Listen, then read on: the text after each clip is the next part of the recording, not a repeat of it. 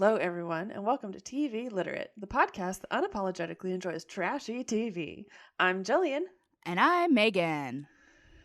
And we're here. We are here. We're back. Yep. The time has changed. The time the has sun changed. is out later. I stayed up until 3 a.m. last night. So did I, but that's not normal. That's not abnormal for me. Yes, that's But yeah, it feels good. When the time changes, I always feel like, while I don't love the warm weather, it does, signify that maybe it won't be like dark and gray every single day, all day for, a little bit. It's nice. I get the opposite. This is like my start of my seasonal depression. Yeah. I get real bummed when the sun starts to be out. I hate the hot weather, but the sun does make a difference for me. But I have regular depression all year round, so yes, don't worry, I won't be happy. We'll never be happy, but we can be more sad. Exactly. So, on that note, Jillian, what have you been watching lately? Literally just Survivor. I do not blame you at all. I think we've made it to like season 31 now. Like we've been whipping through them. You are getting right along. Yeah, we're gonna be caught up, and we still haven't done the first few seasons because I think we started on like season 13 or 14. Yeah, so we're gonna go back around to that. Hell yeah, yeah, and those are so different too than the other one. They're still fun, but they're very different, and it's really interesting to watch kind of how the game has progressed. So those are fun to watch and go back. Oh yeah, and we're doing the second chance season right now. So it's interesting. Yeah. Those ones are the ones the ones with like all returnees are always really good seasons. Like, I like the ones with all returnees, because the ones that have like mix of new and old, then they always get rid of the returnees. Yeah, so. Which I mean I get. So yeah, it should be all or nothing usually, because big agree. What have you been watching? So on the note of Survivor, there was a new season of Survivor that just started last week. So we are watching that, and I really enjoyed last week's episode. I'm already like excited about a couple of the people, and that's like, for me, like there are so many things to a Survivor season, all the twists and stuff. Those do affect it. But the biggest thing is the people and the personalities. Yeah. And there are some good ones this season. So I'm excited. Yeah. So that's Wednesdays at 8 on CBS if you are interested. Not sponsored, but if you're interested. Survivor viewers, we would like to be sponsored. Absolutely. We would not say anything shitty about Survivor because we love it so much. Okay, we would be nice to you guys. We'd be nicer than like half the people who've played the games. Exactly. The only other thing that I've been watching this week, randomly, I wanted something kind of like light and fun to watch, and so I started watching season 3 of The Circle, which came out like I think in the fall. Yeah. And I have to admit, it took me a minute to get into it. I don't think I liked the like original people that like there was nobody that I really like cared about that much, but I feel like it's getting better as like more people are entering. Plus the first, like, how they always like to do like little twists and stuff. The first one, like, I really hated it, and I thought it like ruined the first couple episodes. So I don't know. Definitely not my favorite season so far, but it is enjoyable. That's good. I mean, it's bad, but it's good. Yeah, exactly. I understand now why I didn't hear as much about it as I did about the first 2 seasons. It's definitely not as strong as the first 2 seasons, but I mean, it's still like The Circle's just a fun kind of, no really stress show to watch. So yeah, it's like, oh man, all these people are sitting in apartments, eating well and hanging out. Oh, bummer. This is like the one type of reality show that I could be on, because they literally just get to sit in their apartments and like chill out and catfish people. Like, hell yeah, that sounds amazing. I'll text people and tell them that I'm like, I could do it. I could do it for sure. Hi, I'm Joey Fatone. Hell yes. You got to go with someone just knowable enough, but not famous enough. Yeah, where you like know their name, but you don't know anything about them. Exactly, and nobody does. Yeah, no one knows. All right, so for this week, we are starting a new season of Bringing Up Bates for the first time in like 2 months, because the last season I think was maybe so the long. first time this year, possibly. Maybe, yeah, possibly. This season is slightly shorter than the last season, thankfully. Yeah. But it's season 8, and the first episode is called Ultrasounds, Wedding Vows, and a Bride to Be? Question mark? I wonder. All of these season this season terrible titles. The worst. Yep. They're just describing things, and all of them use ampersands. Yep, They're like being they do. PC with their fucking ampersands. They fucking love the ampersand on the show. That is the truth. Ugh. But. So this episode starts out with Aaron, Whitney, Josie, and Carlin all gathering together for some girl time. At Whitney and Zach's house. And I don't know, there's like the good thing about living close to family is like us girls can just take days that we just spend together and talk and chit-chat. Chit-chat, yeah. Of course, they're talking about the proposal because everyone knows it's got to be coming up. Yeah, and they're talking about Josie's previous proposal that just happened now. Because, God forbid. Yeah, there's too many proposals. They're talking about Josie's proposal that just happened and Carlin's proposal that is going to happen before the next wedding. Yes, just a lot going on. Yeah, there's a lot. They talk a little bit with Erin about life with 3 kids, and then she says that 80% is good, 20% is the hardest thing you'll ever do in your entire life, which I can understand that vibe. That sounds right to me, and that sounds okay. Like, it sounds awful, but it sounds like, at least 80% is good. Yeah, that's good. Makes it worth it. Yeah. That's kind of like going through childbirth. You have to have the end product to be worth it. Yeah. I mean, that is the good thing about Chad and Aaron is that they genuinely do seem to like being parents and like being around their kids and playing with their kids and the stuff. kids seem like so pleased and happy and just like cling to Aaron. She's supporting them. Right. Yeah. So, I mean, she genuinely seems to love being a mother. So that's great. Yeah. Hell yeah. Yeah. Probably would have a lot of kids even if she hadn't been raised by fundamentalists. Yeah. She says that she melts down every time she sees a newborn baby and wants another one. And I just feel really bad for Chad. Because he doesn't have the leverage to pull anything against her like that. Like, she wants the baby. I have to give it to her. Yeah, he's like, oh, bummer. Yeah. Oh, I have to have sex with my wife. Ugh. Oh, and she takes care of the kids all the time and makes my life pretty easy and like, such a bummer. Yeah. Yeah, for real. Yeah, no, I mean, I think they're a great couple together. I just think, it's hilarious. That they're like, it is. that we're like, poor Chad. Like, supposed to be poor Chad. And it's like, no, not poor Chad. Yeah, no. Yeah. But so they eat some food and then they plant some succulents and they ask Carlin what a succulent is. And she said, they're little cactusy green things that you don't have to water. I mean, that's pretty much true. It is. It's a pretty accurate description. It's the first time that Carlin's ever defined anything correctly. Yeah, I was a little impressed that she got it so on the nose. Right. They talk about while they're doing plant stuff that Nathan is trying to go to helicopter school because, of course, just more flying. Yeah, and I guess the next logical thing. Then he'll be like, I want to do space travel. Oh, He's God. Gonna go up on Elon Musk's next exploding rocket or something. Bye. But we also learn that Trace now, because with his wonderful certificate of Christian godly man degree. Sure, it's doing so much for him. He's now going to become a cop. And he's hanging out with Zach. Love it. Great. Love more cops. We love it. Love some racist white people to become cops. Yes. Yeah, Kelly complains that they only have 14 kids left at home. And that a lot of them aren't there because they're like adults, so they're out doing stuff. But it's like, yeah, no, I don't feel sorry for you. We only have 14 kids at home. I know, like that's about an empty nest. 12 too many. Okay. Yeah, you're like, I feel bad for you that you have 14 kids at home. Exactly. You have 14 kids at home. Right. Yeah. Not the reason you think I feel bad for you, Kelly. Yeah. I know. I like that. I think it was Jeb or Judd. I can never tell them apart now because they're always I know together. they do look the same now that Jeb has gotten a little bit bigger. Yeah. Yeah. They said the house is just so quiet and empty now. The house is at peace. Thank God. Honestly. Like, yeah, I can't fucking imagine having 21 people in even a 5,000 square foot house. Just one building? No thanks. Mm-mm. I struggle to share a building with my husband, one person, okay?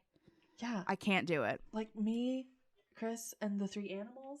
That's plenty. Maximum occupancy. Yeah. The fire marshal told me. Sorry, I don't make the rules. I just follow them. So then we go to Aubrey's, our favorite restaurant that they always go to. I want to go there just to see what it's like. We should have like a Bates tour. let's do it. We're going to do it. We're going to make it, and we're going to, yeah, exactly. It's not that far from here. We can do it. It's not that far. No, it's pretty close. Yeah. So Kelly and Josie go and meet Kim, who is their wedding planner, and they kind of talk about venue first. And I love how they were like, every venue's already booked every Saturday in October. Okay, when I booked my wedding, which was over a year before, my wedding, I was told June and October are the two most common, most like quickest moving dates, June and October. And then yep. Even when I was booking my date, almost all October weekends were already booked over a year in advance. Yeah. Like it's not weird.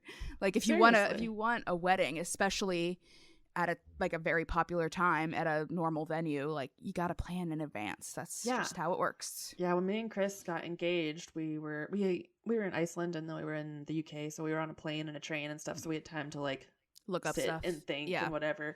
And so we had sent out some emails that were like, hey, when's your next available date? Da da da da da. And so it was like, September of the next year. We got engaged in April of the previous year. So like, you have to plan like a year and a half in advance if you want to do like a real venue. Yeah, I remember even some venues in Cincinnati were like 3 years booked out. And it's like, okay, yeah, I'm not planning that far in advance. No, I think we ended up 8 months from April to December. So that was 8 months. Yeah. Yeah. And this is like in the summertime, and her wedding's supposed to be in October. Yeah, and I had my wedding in a restaurant. Like, right. I'm not getting like a 400-person venue, which will sell out quickly. Yeah, exactly. And then I loved how the planner kept asking, like, can we get like a rough estimate of how many people are coming? And Kelly's like, I don't know. I can get that together, I guess. And the lady's like, yeah, get it together. Like, that's what you need to know, like, first. Yeah, we really can't ask about venues unless we know how many people it needs to fit. Exactly. And she said that I guess Josie's having a small wedding of only 400 people, which, wow. Only 400. Only 400. God, they would die. I had 30 people at my wedding. Imagine them showing up. They'd be like, this is just our family. Yeah, exactly. Yeah. Yeah. I had 120 people at our wedding, and that felt like a ton. So I can't imagine more than that. I feel like your wedding was like a big wedding. Yeah, like a big wedding, but 400 people. Yeah. I couldn't imagine doing anything bigger. No, I'm good. Too stressful. Yeah, I think that's the maximum amount of wedding that anyone should do. You did a good amount of wedding, a very good amount. Thank you. I think so too. I'm happy with it too, because I wasn't too stressed, but I felt very fulfilled by the end of it. Yeah. So then the last thing they talk about is Josie has this huge backdrop that she wants to make for the wedding, and I'm already stressed about it because so stressed. It looks like something a professional would need. Like, should I don't know. Do. I would not make it that pretty probably, and just knowing how the Bates project planning goes, it's just I'm nervous for them. I have no idea what it's going to turn out like, but we'll see. Yeah, it's one of those things that like someone who like professionally does flowers and stuff could work out in like a day or two. Yeah. Yeah, but yeah. Looks hard. Yeah, for sure. So then it's Evan's birthday. And Carlin is going to Nashville to celebrate with his family. I forgot about this part, actually. So they were like unwrapping gifts, and she gives her gift, and it didn't really go over that well. It was like I don't even know what it was. It was like it was like picture playing cards that she wrote notes about how she loved him on one side, and it was like pictures on the other side, and there were like 500 of them. Yeah, and he like didn't seem very into it at all, and it was kind of embarrassing. And I mean, I think it was a cute thought, but I don't know. Yeah, probably not a great birthday present. Maybe like give that to him on your like wedding day or something. Anniversary or something. Yeah. Valentine's Day. Right. But maybe for birthday, like get him like a pair of shoes or something, or like headphones. I don't know. Or like that and. Like exactly. Get him the thing and get him a thing that he wants. Right. Not just our relationship and weird cards tied together with a ribbon. Yeah. It was so big. It was so many cards. It was a lot. It was overwhelming. And he's like, this must have taken you so much time. And she's like, it did. And he's like, oh great. I feel bad. I don't like this. Rip Carlin. Oh, yeah, she really sometimes tries. She does. She tries, yeah. Sometimes a little too hard. Yeah. So then they all go out to play putt-putt, which Evan's family is a serious putt-putt family. They're putt-putters. Yeah, they bring their own putt-putters. Is that what what did she call them? I don't know. They were like she yelling. called them putt-putt sticks. Oh, putt-putt sticks. Which I appreciate. Yeah, I mean, we know what that means. It's okay. Yeah, putt-putt stick. Yeah. Because, like, what would you call it? It's too small to be a real golf club. It's a putt-putt stick. Yeah, putt-putt stick. I think they're called putters, but, like, that sounds like a South Park character. You sound like a car when you say putters. Yeah, for real. Carlin says, I'm going to be in a museum by the time Evan proposed to me. And then Katie on a talking head goes, I feel like you've been in a relationship for years. And it's like, yeah, 2. That's normal. Yeah, completely normal to be in a relationship for several years before you marry the person. Yeah. She said it in such a way that it was like ridiculous that she was in a relationship for years before he proposed. I mean, years. How old is Carlin in this? Do we think? I don't know how old she can't be more than like 20, When's maybe? her birthday? 1998. Okay, yeah. So she was like 20. She's like 20. She's like 20 and he's 23, which again. Yeah. They started dating directly when she was 18. Yeah. Ugh. Awkward.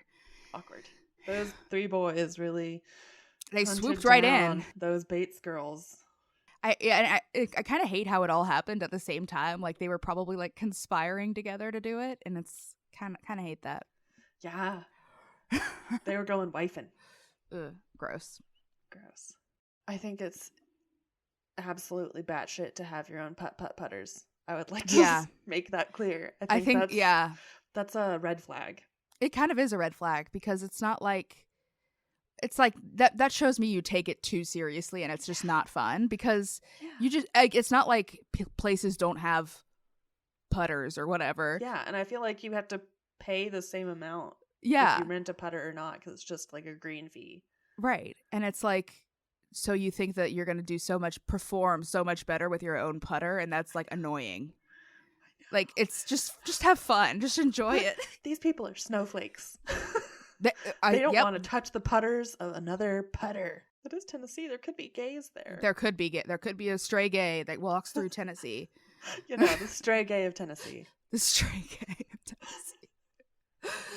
Dolly Parton's famous song, The Stray Gay of Tennessee. God, I would love that. God. Okay, so Tori is 27 weeks pregnant, and her and Bobby and Gil and Kelly are going to get a 4D ultrasound. Did you notice the name of this place? Mm-mm. It's called Over the Womb. Oh, God. Like over the moon, but with a womb. I hate that so much. That doesn't even make sense. I don't know. It's so funny, though, because I saw it and I was like, Excuse me? Hello? That's hilarious. I'm so glad you brought that up because I somehow missed that. So yeah, no, it was just on like a little piece of paper. It was like, welcome to Over the Womb. And I was like, no. What I want to know is watching this, I want to know how does Kelly still know absolutely nothing about pregnancy after being pregnant 19 times? I don't know. She was like shocked that you could still be breech at this point. And it's like, she's 27 weeks. She's not giving birth like anytime soon. And and the lady was like, yeah, that typically happen. They typically flip around like 30 weeks and sometimes even later. And she's like, what? And it's like, how do you not know this? You've been pregnant 19 times. Pregnancy personally, like for myself. And I know that the baby does a big Watusi between weeks like 30 and 35. Late on, get ready. Well, and I also, I also know, like, I've heard of a lot of people who are like anxiously waiting to see if their child turns, and it's like 33 weeks, and it's not abnormal. Like, I don't know. I just want to know how she's still so clueless about it all. Well, and also, like, breech isn't great.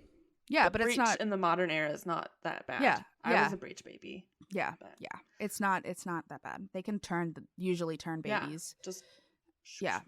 I think they did that to Erin once. I think one of her babies was breech and they turned her last minute. Yeah, they did the like push on the baby's head and a little flippy flip.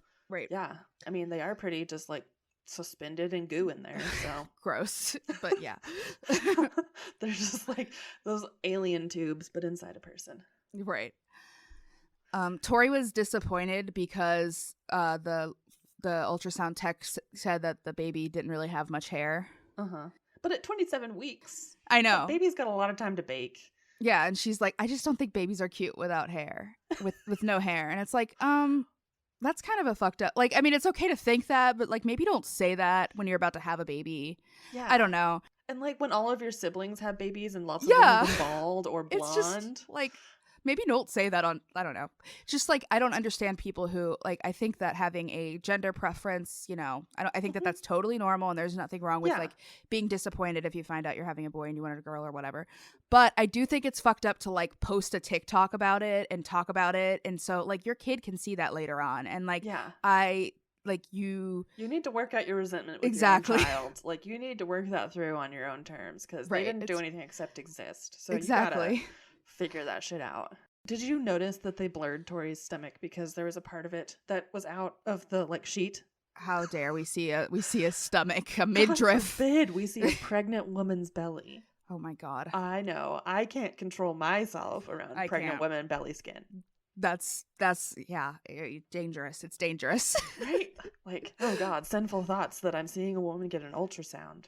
Yeah, stuff like that makes it like draws more attention to it than anything. I would have never noticed that we saw her side. It wasn't just like immediately this like over next to Kelly's face. Right. I was like, exactly. Yeah, it's like we would have probably never noticed it or thought of it, but now we are. Yep. Now we know that she showed 2 technicians at over the womb her side. What a whore. The womb. Over the womb. It also is like so mean because Bobby was a bald baby too. Like, yeah. It's like, what you're the like, fuck? oh, I think you look like a fucked up baby. Like you looked like one of those fucked up babies. Yeah, when you were it's a baby. I don't know. Bald babies are cute. I mean, babies with a lot of hair are very cute. Don't get me wrong. I get it. But like bald babies can be cute. Yeah.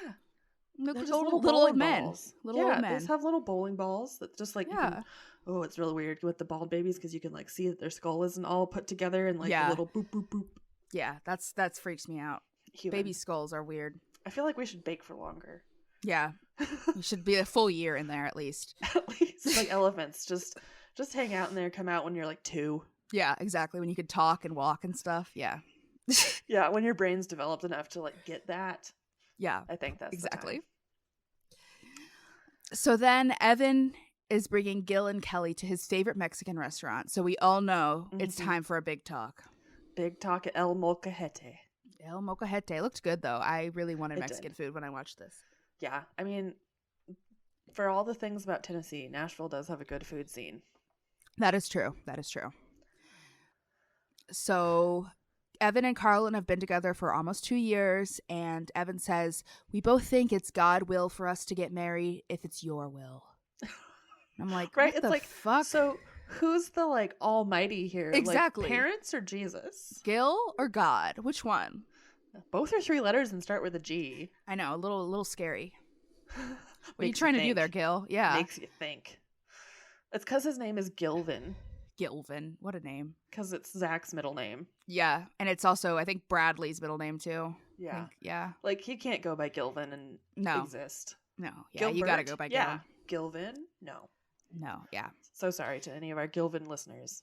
I'm sure we have love several. You regardless. We do. We love you. Hey, there are worse names out there than Gilvin. Like, Gilvin's not great, but there are definitely worse names out there. Yeah, it's not like I associate you with like a mass murder or something. It's exactly. It's just an awkward name to it be is. Like, hello, I'm Gilvin. Yeah, I would be very surprised to hear that. You'd be like, are you now? So of course, Gil is just silent for a minute after Evan asks and pretending to ponder everything, even though we all know what he's going to say. Of course, he gives them his permission. I'm struggling with pronouns today. Gives him, them, her, them, they, permission. Yes, he said yes. He said yes. And Evan says that he wants to propose in September, which is before Josie's wedding. So we got to get the ball rolling. A little proposal time in there. Exactly. Because it's not like there's anything else stressful that Carlin could be helping her sisters with. Yeah, exactly. Nothing at all going on. Not busy. And so we get to the vow renewal. Are we at vow renewal? We are. We're there. So, I hated this part, but it's I know. just I know. watching this with all of the information you gave me Uh-huh. last week just like completely changed it for me, and I hated it so fucks it up. much. Yeah, it's Yeah. like, oh god, these are people who weren't kind to you as a child, and now you're just being gaslit into forgiveness. You literally feel like you did something wrong by setting boundaries for yourself. I hurt myself and I hurt my family. Ugh. Okay, so it's the day before the vow renewal. Yes. It's the day before the vow renewal. No, it's the vow removal. Vow removal service. That's what you should. That should be like when you get a divorce, you have to like devow, like have a ceremony. That'd be awesome. I'm gonna become a vow removal doula. Hell yeah, that sounds amazing. But they meet up with the wedding coordinator, which I guess is from the venue. And they have their little rehearsal. And so Zach is having most of his brothers like as his groomsmen, and of course Lawson is going to sing because he can't have an event without Lawson singing, I guess. 1 + 1 is 3. I don't know. Yeah, this whole thing was just so upsetting because she's like, one of my biggest regrets in life was some decisions that I made when I was younger led me down a road of guilt and heartache and loneliness. I hurt myself and I hurt my family. And as I got older, I married Zach, and the Lord was dealing with my heart. I knew I had to go home. And it's like, honey, you did not. No. Yeah, I just, like, worst thing about this is that she, like, blames herself so much, and she clearly feels so much guilt over this, which she should not feel guilt. Yeah, baby. I mean, like, we're not 100% sure, but pretty much everyone on the internet is like, yeah, it wasn't, like, it takes a lot for CPS to remove you from a home. So... Right, like, we don't know the details, but, like, if CPS removed her, you know that something fucked up had to have happened. Yeah. And... I don't know. Regardless, like, you should not be pressured into forgiving people, like, regardless of the level of whatever they did to you was. And like, if you're not comfortable with it. To the fucking tune of, like, having an entirely new wedding because you somehow spurned your biological family by not inviting them because they were abusive. Yeah. Fuck that. It's cool and fun. Great. But yeah, they do the rehearsal. Honestly, this was, like, the smoothest Bates rehearsal, I think. Mm-hmm. It's because they've done it before and they didn't have to, like, not touch. Well, I was thinking, which this was a note for later, but this is, like, the most reception-y reception that I've seen. And I was like, the only reason is because they're not dying to go off and have sex for the first time. Yeah, everyone's hanging out because they all have kids with each other already. Yeah. So they know. They know what's happening. Yeah, it's like, that's like, enjoy, celebrate. Don't worry about going off to, lose your virginity. What a wedding should be. Exactly. Have fun with your friends and family and, like, celebrate your marriage with them and not just, oh shit, we gotta go, fuck. Yeah, exactly. God, it's not even gonna be that good if it's the first time, okay? Just wait. I mean, 50-50, they get it in the right hole. Oh God. Belly button is an option. Yeah, that is true. They've never seen one of those on a girl before. Oh yeah, I mean, as the blurring showed, like, no midriff whatsoever allowed to be seen. Right. This is his first time seeing a belly button, and he gets incredibly turned on because it's a hole. This must be the right one. It's right there on the front. It's right there. The baby's in your stomach, right? That's where I put it. Like, like, it's like a lock and key. Just like shoot it on in there. Gross. There's some bad mental images going on right now. So the day of the vow renewal, Josie is doing Whitney's hair, and she's also a bridesmaid, which was nice. And Miss Renee brings in the dress, of course. Looking so blonde. Oh yes, just so blonde. So, she has so much energy too. I'm like, I could never. That I'm like, must be on some kind of amphetamine. She has to be, because I am like a third of her age, and I have none of her energy. No, I don't know. Maybe she's just powered by the love of Jesus. Maybe. That's our problem, is we're not powered by the love of Jesus. I guess that would explain a lot, honestly. I just want to be powered by the Energizer Bunny, not Jesus. Yeah, exactly. Just some energy. No weird religion stuff, please. Yeah. Carlin is also a bridesmaid, and she arrives 25 minutes before the ceremony, or I guess before they have to be ready, and she's completely she's not ready at all. But of course, it's a Bates nobody wedding, else is. So nobody else has done their makeup or anything. Like, Josie's just done her hair, like done Whitney's hair, and that's it. Nah, I'm too stressed. I can't handle it. I had like such a long hangout for our getting ready. Yeah. Like, we had donuts, we had champagne, we had places to sit, we did some crafts, we did some dressing up, like. Yeah, ours was like a whole day thing, and we were like ready. My wedding wasn't until like 5. We took some pictures beforehand, but like it was all day thing. Yeah. That's what it's supposed to be, like a day of pampering and getting ready and not Exactly. rushing. Yeah, right. It's supposed to be fun, not stressful. Yep. So Whitney does a first look with her dad in her wedding dress, which we don't even need to talk about it because we're skipping it. Yeah. So then they do some pictures, and that's when they realize that they don't have any sand for their sand ceremony, which maybe just you don't need to do a sand ceremony, but I guess whatever. They need to. I bet Kelly pushed it real hard because the grains of sand intermix and they can never be separated out again. But they didn't even mix them well together. They were like just like half on top of each other. Like you could easily separate them. Definitely separate them. Even if you shook them, probably. Like just give me a magnifying glass and some tweezers and I'll separate them back out. Just some for time. you. Yeah, exactly. They also couldn't find their vows that they wrote, so that's great. But thankfully, Brandon does eventually save the day. I don't know how he got sand, but he got sand. It was not explained, but he just came in and he's like, I got these things of sand. And I'm like, oh, okay. I know. Where do you get sand? Toys R Us, which I don't think exists anymore. Probably like Michael's, you could get sand. Michael's, yeah, definitely. You could get sand at a craft store. Yeah. Maybe at a dollar store you could get sand. Yeah. Yeah, I don't know, but you probably got to go hunting. Yeah. He went on a sand journey. And of course, Brandon and Michael saving the day for everything, always. As per usual. Chad and Aaron. Yeah, exactly. But they do eventually find their vows, thankfully. Mm-hmm. Their venue was an outdoor venue, like overlooking the water. And all I could think about when Whitney's dad was walking her down the aisle was how I would hate walking down that aisle because it's just like a bunch of steps downward to the water, and I know I would fall on my ass. 100%. Yeah, no stairs of any type when you're wearing a fancy dress. Yeah, no thanks. Just flat and straight. That's what I need. Straight, preferably covered with something, and everyone's checked for rocks. Exactly. I hated it because it just seemed like the whole wedding was based around the dad giving her away, which again I wouldn't. I don't know.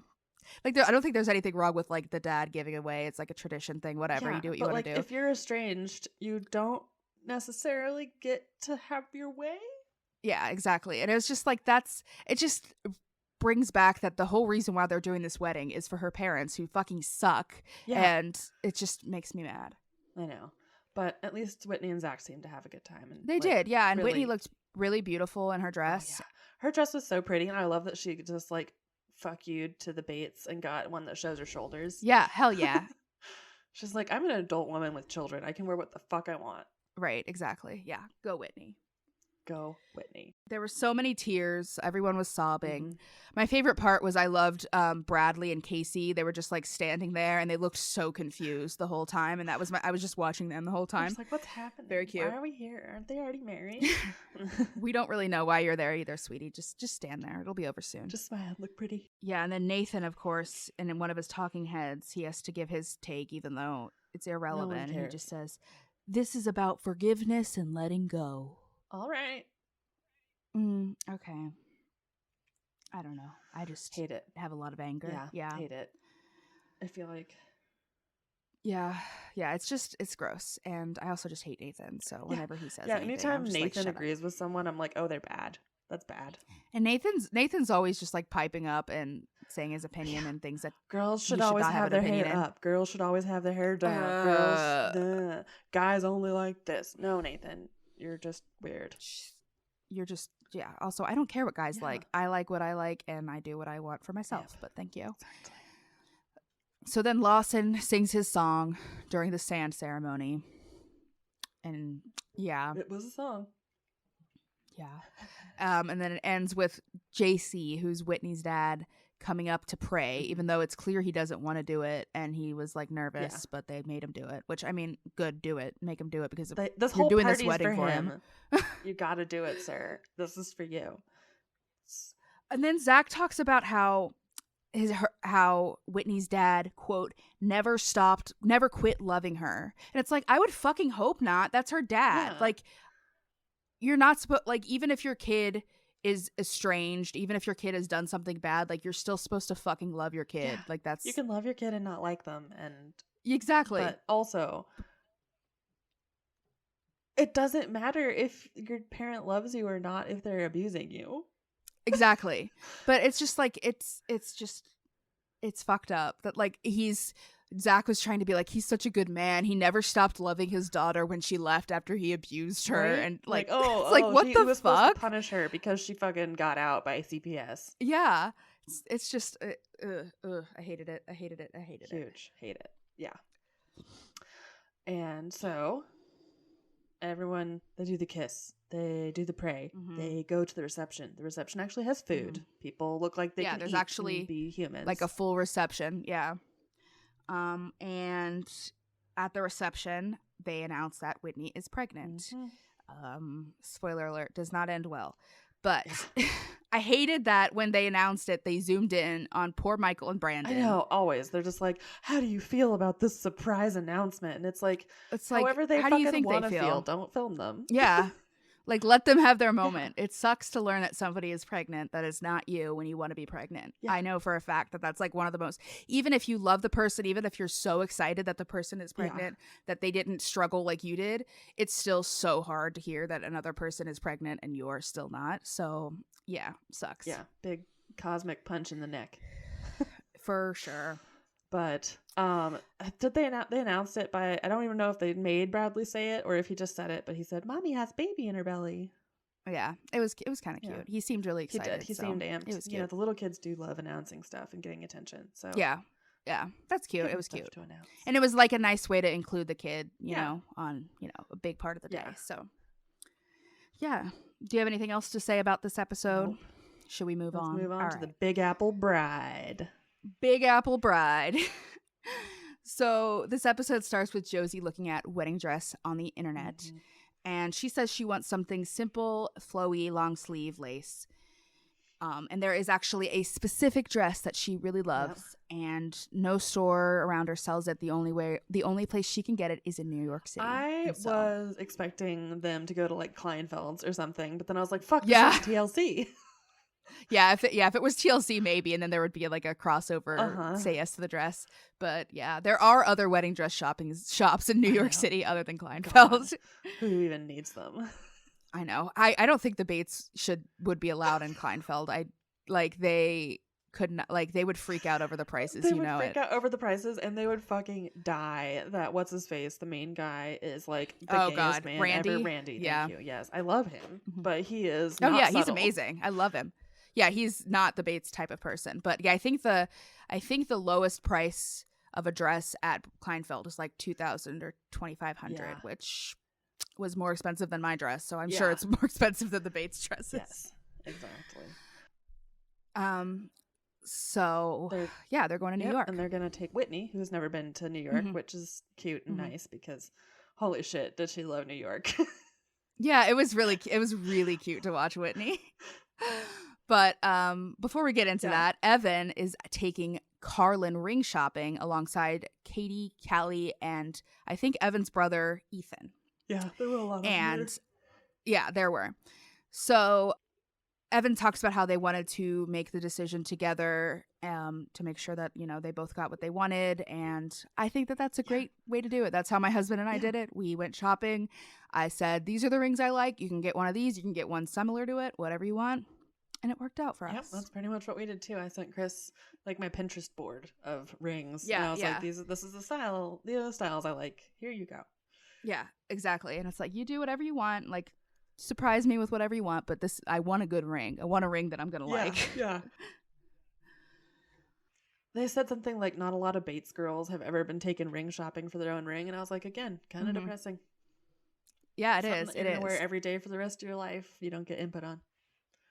That does seem pretty true because I think that this is one of the only ones where we've seen like the girl involved. But I think in the other ones, like they're like, yeah, she told me, she showed me pictures, which that is good. But I mean, it is nice to be there and to see everything, especially if you don't know exactly what you want. But she tries on a $29,000 ring. Which solitaire stone, and she's like, I like this one. Like, how much is this one? It's like $29,000. Of course you like that one. Everybody likes that one because it's $29,000. You can, anyone will $29,000 like that one because exactly. But they do get some ideas and find some cute rings. So. And Carlin keeps asking Evan for opinions on the rings, and she gets very frustrated that he won't give his opinion, and it's like that his part where he decides is going to be after. Yeah, it's true. Yeah, like this is all about you saying what you like. Again, these girls hate it when it's just you have to state your opinion. And yeah, they're not used to it. No one's ever fucking asked them for their opinion before. That's really depressing to think about. But yeah, that's definitely comes across in these kind of situations where they're asked for like their thoughts and they're like, I don't know, what do you think about it? And it's like for a thing that's just gonna be theirs. Like she's not picking out like a house for a family. She's just picking out a ring for herself. Exactly. That she will wear every day. Right. Yeah. So then we get to New York though, and it's Josie, Carlin, Whitney, and Kelly to go wedding dress shopping. And like we said, Whitney has never been to New York before, and so they do one of those double-decker bus tours of New York. And yeah, Whitney was just like so excited by everything. So cute. She was just like amped. She's like, "Oh my god, it's the Empire State Building!" Yeah, it's like, "Oh my god!" Yeah, it was. I gotta get a picture. Yeah, it's like this poor Whitney does not get out very much, but it was really cute to watch. Yeah. I'm glad that she got to go. Yeah. Oh yeah. Like go around on the hop on, hop off bus, and Josie is like not having a good time because she's just anxious, which I get. I would be too. I was very anxious before I tried on wedding dresses, so I get Especially when you have like a timed appointment and you're getting on like a bus in a city you don't know, in a big city. Yeah. It's like, okay, let's just get this I'd over be like with standing so outside the front door for like 3 hours, like, hello? Yeah, exactly. Me too. Yeah, they all screamed when they saw Times Square. I know. They're like, funny. There's just nothing like it in the world. And I'm like, it's lots of big TVs in a circle, square. Yeah. It's something else, that's for sure. It is a thing, but, whatever. Right. So then we get a tiny little interlude, which I have really nothing at all to say about. But while the girls are on their trip, Gil takes the boys golfing. And none of them like it and want to do it. They all hated it. Yeah. Especially Judd and Jeff. And it was for Judd's birthday.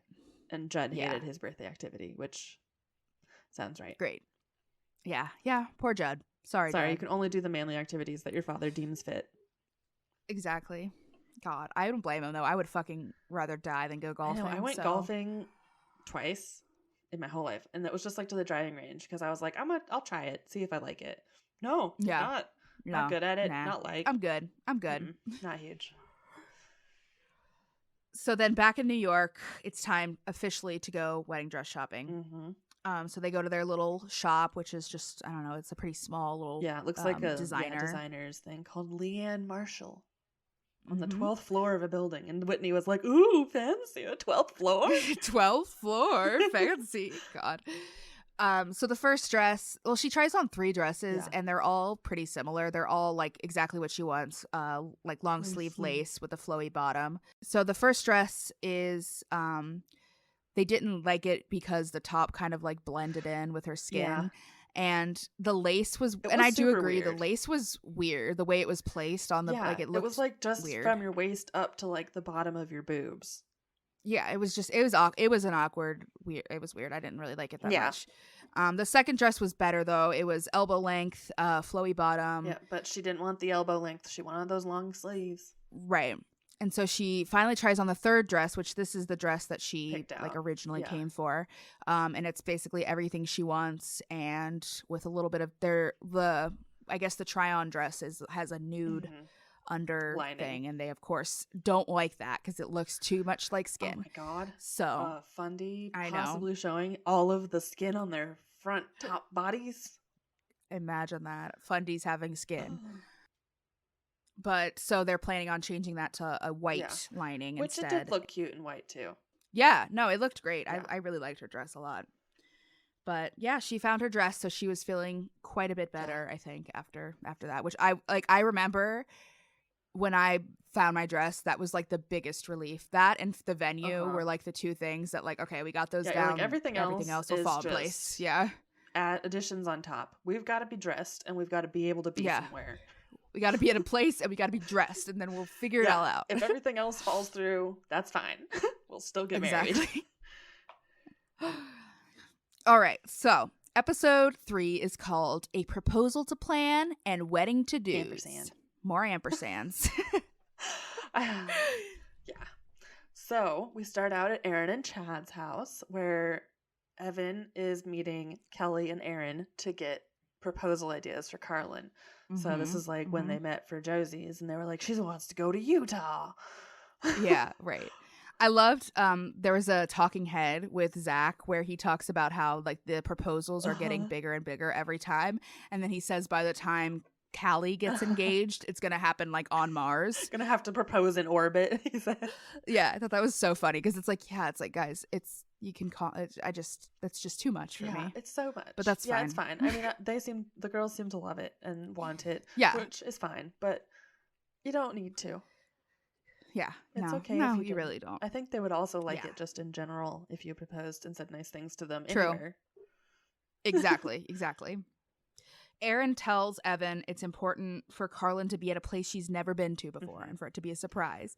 I think it's really interesting how many like things that Carlin has that she wants in her proposal. Like who sits there and thinks like this is exactly what I want my proposal to look like? I don't know. Like I understand thinking about your wedding, but like the proposal should be up to the person proposing. I think. Or like you could be like, you can have opinions like I don't want it to be in public. I want it to be in private. Yeah. Like all of the, like parameters. But yeah, I had two rules for when my husband proposed to me. One, I didn't want it to be on a major holiday. Fair. And two, I wanted it to be outside of our house. I didn't care where it was, as long as it was outside of our apartment at the time. That's reasonable. And he followed those rules, and that's all I cared about. Yeah, that's all you need. But Carlin also wants to be dressed formally and dance for her engagement. But she doesn't know how to dance. Again. And they're not allowed to dance. So weird to me. Because Christianity. Exactly. So they can't do anything that requires like hiking or anything like outside because she wants it to be formal and they want it to be fancy. So somehow they get the idea of doing it in front of a lighthouse. I don't really know how it came up, but it did. Pinterest. And they only have lighthouses in Maine. And so we have to go to Maine to do this lighthouse proposal. Yep. The best lighthouses are in Maine, but that is true. Yeah, I know. You could go to like Cape Fear, like North Carolina or South Carolina. Exactly. Like that's not that far from Tennessee, but Maine is. Yeah. And also there's lots of other places close by. Like take her to the New River Gorge. Like that's not far. Yeah, and exactly. I feel like there could have been whatever. Again, it's not. Yeah, it's just too much. We just don't know how they got here. We just exactly. Maybe there was more, but so they're gonna go to Portland, Maine, and propose in front of a White House. White House. A lighthouse. The White House. Propose in front of the White House. Well, it's because lighthouses are white. I know. So at least Evan's got some ideas and he's, all ready to go. So the next part of this episode, the Bates love competition and they love food. I fucking hate these fake ass competition things. I know, I hate this part too. Because didn't they do these in the Duggars too, where they were like, let's compete? No. Yes, it was. They did this all. They had like whole episodes where they did like competitions and like relays and shit. And it's like, guys, just be normal. Not every day is field day in 6th grade. Exactly. So, I think who was competing? Zach, Aaron, and Lawson. Yeah, it was Zach and Whitney. It was the couples, and then they wanted Lawson to. Yeah. Right. So they each have to make an entree and a side, and the younger kids are judging. Which is the worst idea. Yes, they get to judge based on taste and appearance. Like, kids on a good day won't eat what's on their plate, much less like fancy shit that's on 3 different plates. I love that Erin came like fully prepared. Like she had already had all of her stuff already cut. Like she's ready to fucking go. Yeah, she's like, I've got my diaper bag and my food diaper bag. Yeah, it's like, hell yeah, go get them. Zach was making stuffed mushrooms and jalapeno popper chicken. And when he was making it, I think it was Jeb, but it may have been one of the other ones, he said, I can only eat mac and cheese. Yes. Which then Lawson, in a strangely smart move for Lawson, decides that he's going to make fried chicken and mac and cheese because he wants to appease the judges, which got to give him credit. That was a smart move. Audience, but also definitely means he didn't plan ahead at all. Yeah. He for sure. Chicken in the fridge and tossed it in a pot full of shit. Exactly. He probably didn't even know he was competing until like 10 minutes before, and he's like, yeah, sure, I'll make some fried chicken and mac and cheese. Yeah. And then Aaron was making like vegetable stuffed chicken and baked potatoes. Yeah, twice baked potatoes. Yeah. Yeah, which I'm down with the twice baked potatoes. That chicken looked weird as hell though. Just had like a slice of onion and a slice of pepper just stuffed in a slit in the side. I don't know. Yeah. Yeah, it was like, I understand what you're trying to do there, but I don't want to eat just like a whole like slice of tomato. Hot. Ew. In a chicken wedge. Chicken wedge. Like in a chicken Gross. crack. Because you know when you cut chicken and you bake it and like the white stuff all comes out? That's gonna be... I'm so sorry. Zach goes first, and the kids go around and judge him very harshly on his presentation, which I don't blame them because it looked kind of disgusting. Yeah, it just looked like like what comes out after a boil, like a shrimp boil, basically. Yeah, which like is fine, but if you're in a competition where part of it is appearance, like this was not it. It just looks like mushy mushrooms with mushy chicken next to a piece of corn. Right. Jeb wouldn't even taste it. Yeah. He gave everything a 10 for a while, but he wouldn't even taste it. Yeah. And he gave Lawson a 0, which honestly, same. Yeah, I would have too. Aaron's baked chicken gets better scores, both presentation and taste-wise. And Lawson, like I said, Jeb gives him a 0, and everyone else gave him pretty good reviews. But the chicken was good, but the macaroni and cheese was not good. How do you make dry macaroni and cheese? I don't know. It looked awful, though. It looked like he had cubed cheese on the top of it, like stacked on top of it. Like not even melted. Lawson really cannot fend for himself. Right. No, not at all. So the verdict is Zach came in third, Lawson came in second, Aaron came in first. With 69 points. Yes, nice. Of course. Nice. No one said nice, obviously, because it's quiverful. But of course. We said nice. Oh, yeah. Of course we did. And then I can't remember how this came up, but I just wrote it down because Gil and Lawson was fighting Gil over the paper to like look to see, oh, I actually should have won, blah, blah, blah. Yeah, you got a little whoop. Boop. But then Gil says, if Lawson gets married, we'd all be winners.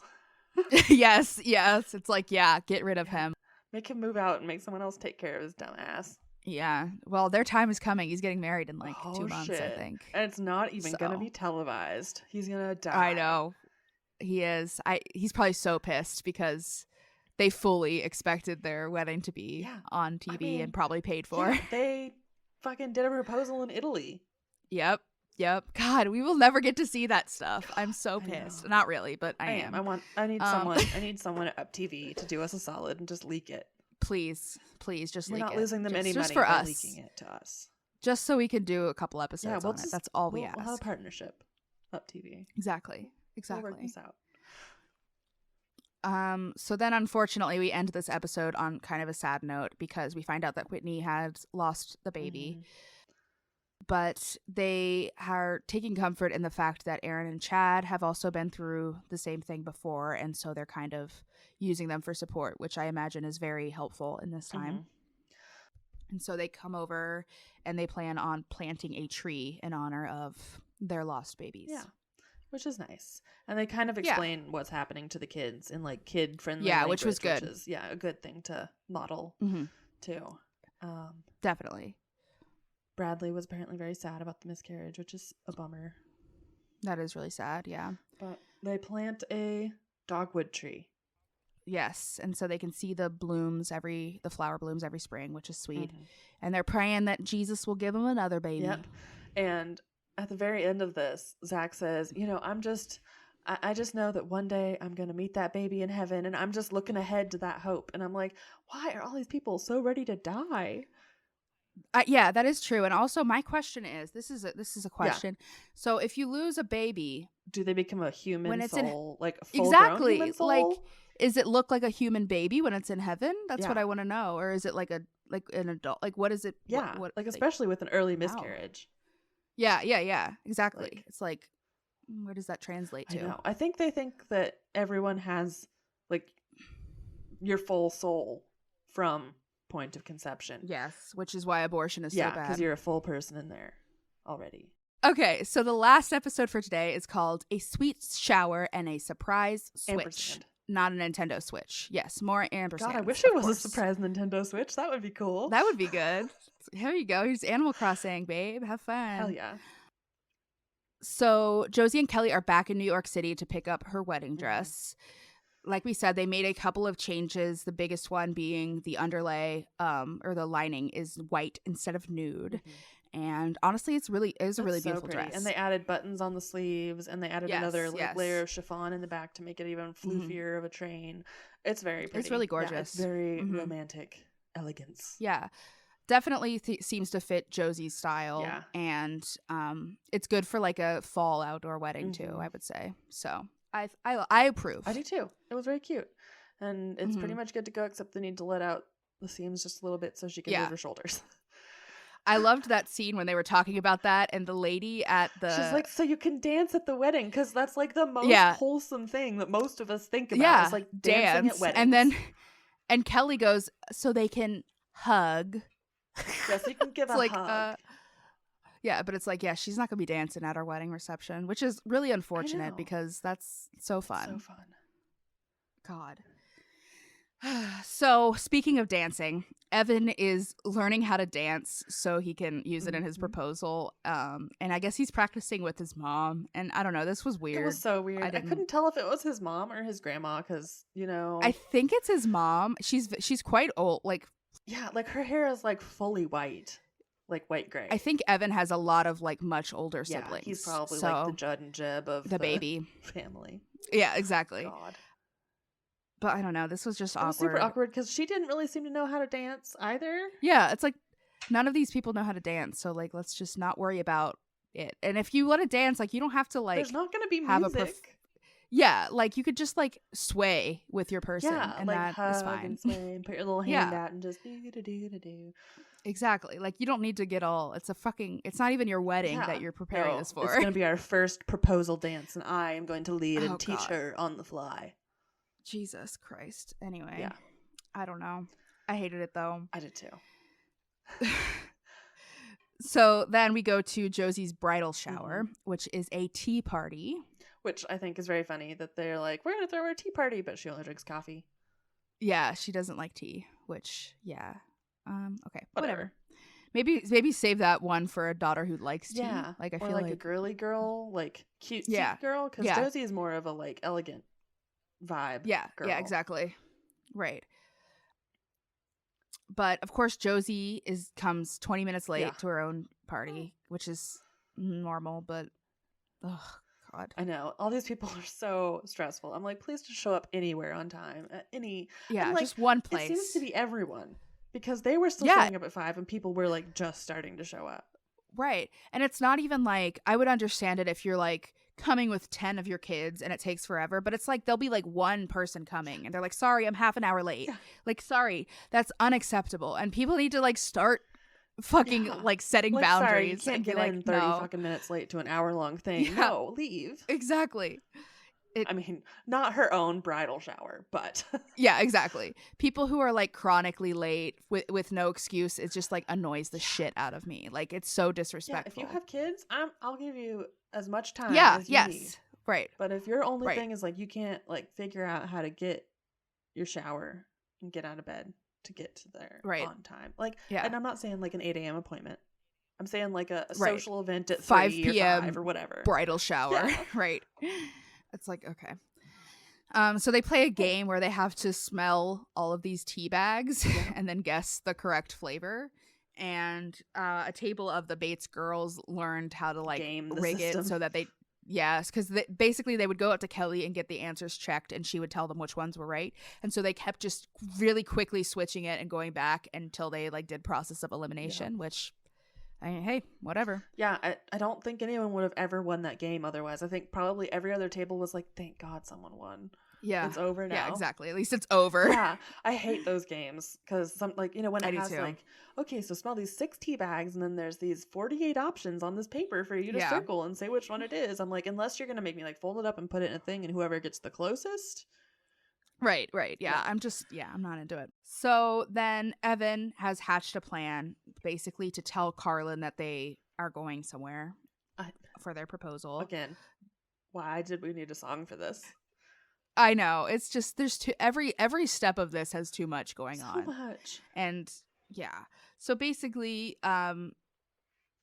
Carlin and I think Tori and Kelly go to Lawson's studio in Nashville where he's recording a song. 1 + 1 = 3 because it's you and me and Lord Jesus.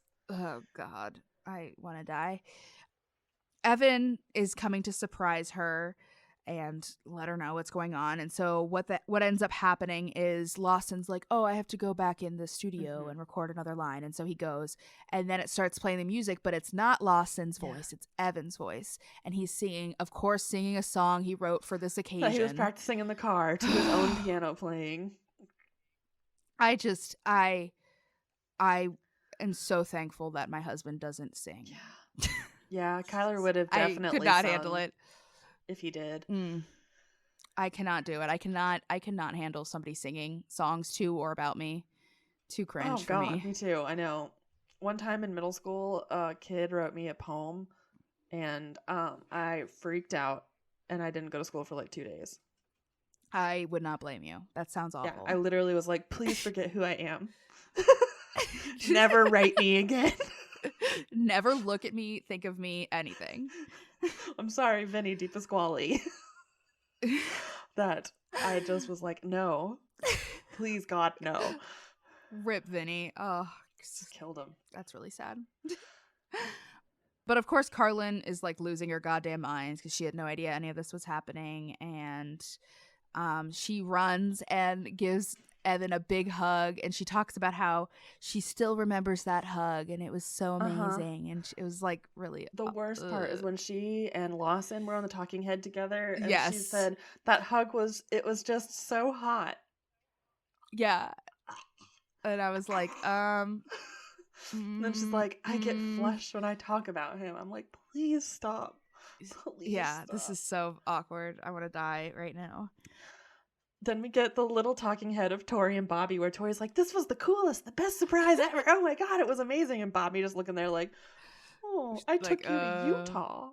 No, not even. No, that's the wrong one. Go? What did Tori's proposal? They just went to the park. It was like the box. Damn. Remember the box, like the cove? Oh, like, yeah. That was a weird one, but he was the first one of the three boys, so now they've learned from each other. And now they're doing huge trips. Yeah. Which, I'm not about. No. So, but Evan gifts her some new luggage, and that's how he tells her that they're going on a trip, but he's not telling her where they're going until they get to the airport, I guess. Which, again, you need to tell someone how to pack. Exactly. And also, like, unless... I don't know. Maybe this is just something that didn't come across in the show, but does Carlin really want to go to Maine? Is that like a really exciting place for her? I don't. Or is this just random? I think Carlin is just happy to be included, or that's what they assume about her. I guess. I don't know, because it's just like she's never even said anything about lighthouses. Yeah, because at least with Josie, like, she had been talking about Utah, and she was like, and it was like a thing to go to Utah. Yeah, but this is just a trip for no reason. Yeah, so it's like you might as well just tell her where you're going, and you know. Be like, hey, we're gonna go on this trip with your family. Something special may or may not happen, and it's like, okay, it's still gonna be a surprise when it happens. Exactly. But yeah, that is the end of that episode, and we will have to wait with bated breath. Get it? To see what happens in Maine. Shit. Oh man. That was good. Thanks. But I think that about wraps our episode up for today. If you have anything that you wanted to say about these episodes or any of our other episodes, or if you have anything you'd like us to watch in the future, you can send us an email at tvliterate@gmail.com. And you can find us everywhere on the internet at tvliterate. We're on Instagram, Reddit, Tumblr, Twitter, Facebook. We're everywhere. You can find us. If you see anything cool, we want to know. Give us the gossip. Give us the tea. Please, dear God. Please. We love it when you guys message us.